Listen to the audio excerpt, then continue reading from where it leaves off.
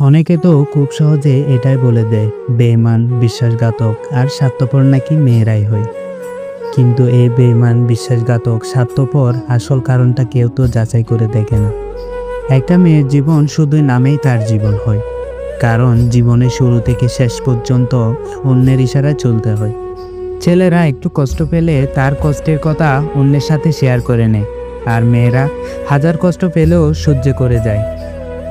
একটা ছেলে যদি রাত 12টাও ঘরে ফিরে তাহলে কোনো ব্যাপার না, আর একটা মেয়ে যদি রাত 12টায় ঘরে ফিরে তাহলে তাকে চরিত্রহীন বলা হয়।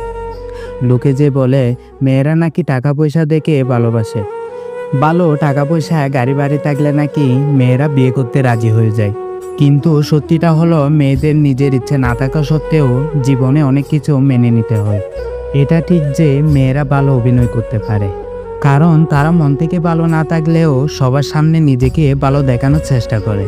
মেয়েরা একটু কষ্ট পেলে কেঁদে ফেলে, তার মানে এই নয় যে সে অভিনয় করছে, বরং সে যাকে সব থেকে বেশি বিশ্বাস করছিল সেই মানুষটা তাকে কষ্ট দিয়েছে। কি আজব দুনিয়া, তাই না? যেখানে সবাই সবার স্বাধীন মতো চলে, আর সেখানে মেয়েরা কিছু করতে চাইলে অন্যের অনুমতি নিতে হয়।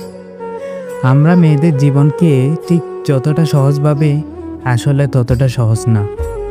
ছোটবেলা থেকে মা বাবার স্নেহ ভালোবাসায় বড় হলেও একদিন সব কিছু ছেড়ে অন্যের ঘরে চলে যেতে হয়। মেয়েদের জীবন সত্যি অনেক কষ্টের হয়। নিজের মানুষের হাত ছেড়ে অপরিচিত মানুষের হাত ধরে চলে যেতে হয়। সে ভালো হোক কিংবা খারাপ, তার সাথে সারা জীবন কাটাতে হয়। মেয়েরা খুব সহজে কাউকে ভালোবাসে না, কিন্তু একবার যদি কাউকে মন থেকে ভালোবেসে ফেলে তাহলে সে তাকে দুনিয়া মনে করে, তার ভাগ কাউকে দিতে চায় না। তাই কোনো মেয়েকে যদি ভালোবাসো, সবটুকু দিয়ে ভালোবাসবে। আজকের গল্পটি এই পর্যন্ত। গল্পটি ভালো লাগলে চ্যানেলটি সাবস্ক্রাইব করে পাশে থাকবেন।